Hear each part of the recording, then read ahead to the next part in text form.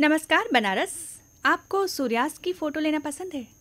चल फोटो छोड़िए, क्या आपको सूर्योदय या सूर्यास्त देखना पसंद है?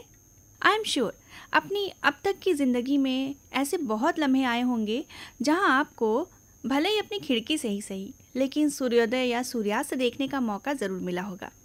अगर आप उनमें से हैं जो नाइट शिफ्ट में होते हैं तो शायद शाम ना देखी हो, मगर सुबह तो देखी होगी घर जाते वक्त। या फिर अगर आप उनमें से हैं जो सुबह जल्दी निकलते हैं और फिर दूसरे शहर अप डाउन करते हैं तो शाम का जो सूरज होता है ढलता हुआ सूर्यास्त, शायद वो आपको देखने मिलता हो, भले अपने शहर में या किसी और शहर में। अगर आपने सूर्योदय और सूर्यास्त अपनी आंखों से देखा है ना, तो आपको बहुत अच्छा लगेगा ये सुन के कि ये सबसे बड़ा प्रमाण है ऊपर वाले का कि हर ढलती चीज़ समय के साथ उभरती ज़रूर है।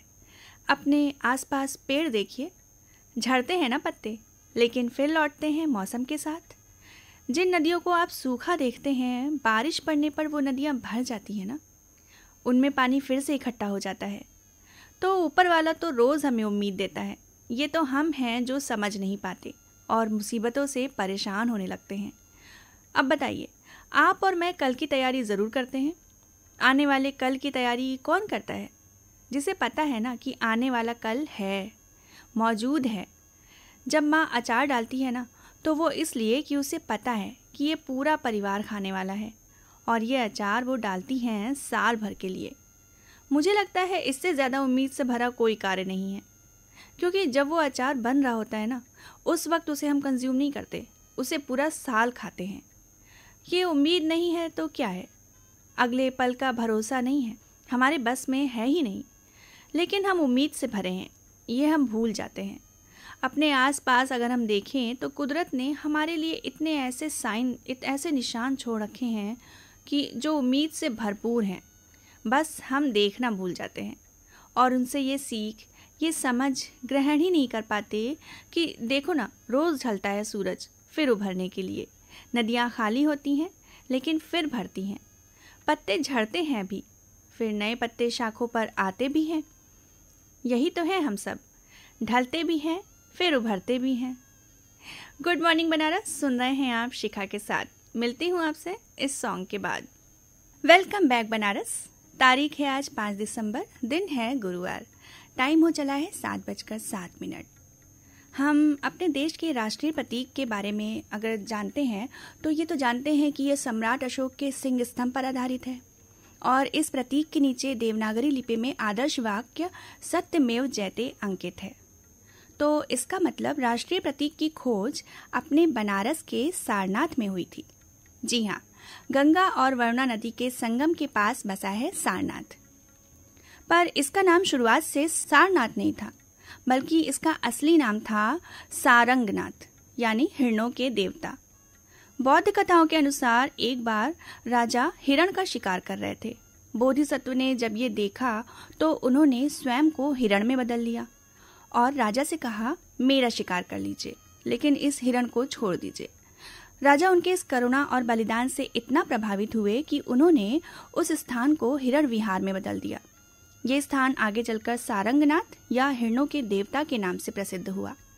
सारनाथ को बौद्ध धर्म में तीर्थ का स्थान प्राप्त है, क्योंकि यहाँ भगवान बुद्ध ने अपना पहला उपदेश दिया था। लेकिन एक महत्वपूर्ण प्रश्न ये है कि सारनाथ की खोज किसने की?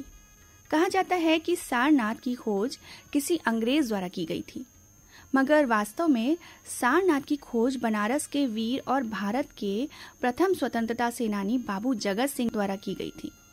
जी हाँ, 1799 में काशी में भारत के पहले स्वतंत्रता संग्राम की शुरुआत हुई थी, जिसके जननायक थे बाबू जगत सिंह जी।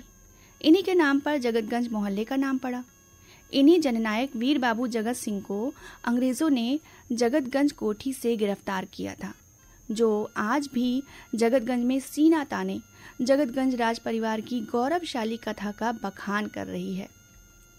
तो इस तरह सारनाथ का कनेक्शन देश के पहले स्वतंत्रता संग्राम से भी हो जाता है।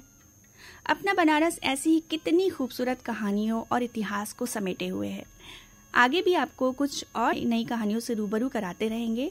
अभी शो में आगे बढ़ते हैं और जानते हैं शहर बनारस का हालचाल।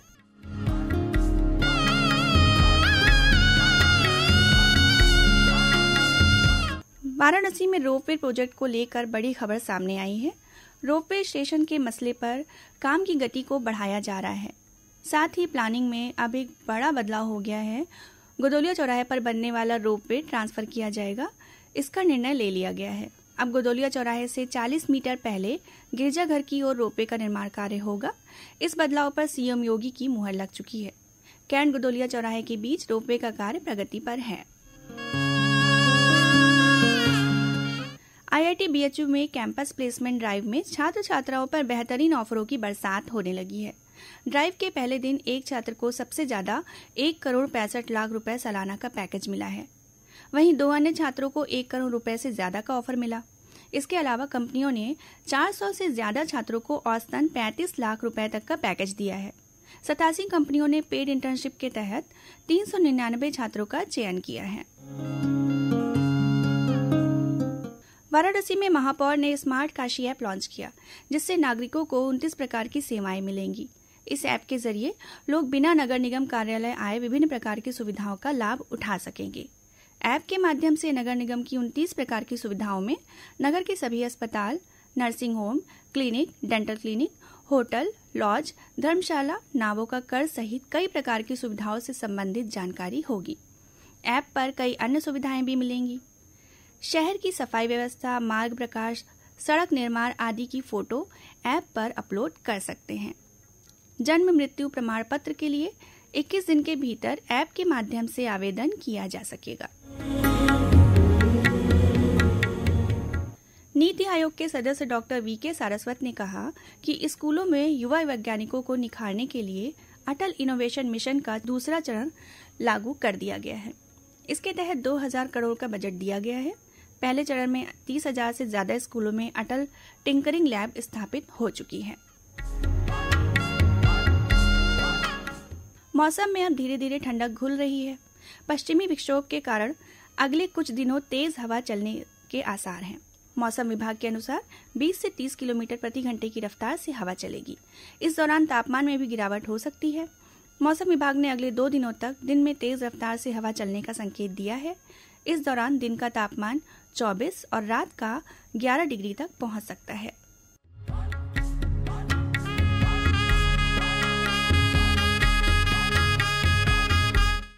नई सुबह संस्था की समावेशित और दिव्यांग जनों के सशक्तिकरण के प्रति समर्पित सेवाओं को देखते हुए लोक भवन सभागार लखनऊ में माननीय मुख्यमंत्री श्री योगी आदित्यनाथ जी महाराज द्वारा संस्था को राज्य स्तरीय सर्वश्रेष्ठ संस्था पुरस्कार से सम्मानित किया गया।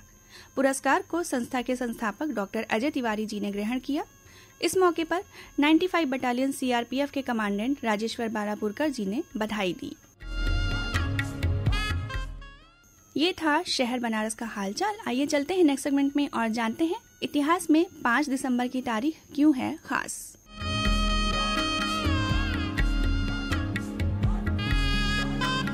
सन 1898 में भारत और पाकिस्तान के प्रसिद्ध उर्दू कवि जोश मलिहाबादी का जन्म हुआ था आज के ही दिन।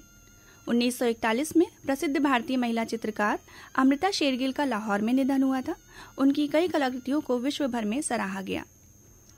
1969 में निशानेबाजी में दुनिया में भारत का नाम रोशन करने वाली मशहूर निशानेबाज अंजलि भागवत का जन्म हुआ था आज के ही दिन। 1971 में भारत ने बांग्लादेश को एक देश के रूप में मान्यता दी थी। 1998 में रूस भारतीय नौसेना को किवाक श्रेणी के बहुउद्देशीय युद्धपोत देने पर सहमत हुआ था आज के ही दिन। 1999 में युक्तामुखी ने मिस वर्ल्ड का खिताब अपने नाम किया था 5 दिसंबर के ही दिन। 2001 में अफगानिस्तान में हामिद करजई के नेतृत्व में अंतरिम सरकार के गठन पर चारों गुट सहमत हुए थे। 2005 में ब्रिटेन ने एक कानून बनाकर समलैंगिकता को वैध करार दिया था। 2013 में दक्षिण अफ्रीका के पूर्व राष्ट्रपति और भारत रत्न से सम्मानित नेल्सन मंडेला का निधन हुआ था आज के ही दिन। 2016 में तमिलनाडु की पूर्व मुख्यमंत्री जयललिता का निधन हुआ था। 5 दिसंबर 1943 को जापानी हवाई जहाज ने कोलकाता पर बम गिराया था। 5 दिसंबर 1950 में फ्रीडम फाइटर कवि दार्शनिक अरविंद घोष का निधन हुआ था। 1950 में ही सिक्किम भारत का संरक्षित राज्य बना था। 1960 में घाना ने बेल्जियम के साथ राजनयिक रिश्ते खत्म किए थे आज के ही दिन, यानी कि 5 दिसंबर के ही दिन।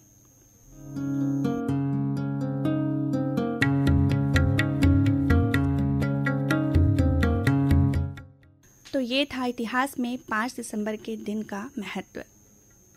बनारस सफलता एक दिन सबको मिलती है, लेकिन ये एक ऐसी चीज़ होती है जो समय मांगती है। ये आपको परखती है, आपको गिराती है, मंजिल से भटकाती है। कुछ लोग यहीं पर हार मान लेते हैं और रुक जाते हैं, लेकिन जो लोग गिरते पड़ते भी मेहनत जारी रखते हैं ना, केवल उनको ही ये सफलता मिलती है। जैसा कर्म होगा फल भी वैसा ही मिलेगा। इसी थॉट के साथ अब शो को वाइंड अप करते हैं। आपसे फिर मुलाकात होगी मधुरिमा में 8:45 पर। तब तक के लिए शिखा को दें इजाज़त। नमस्कार।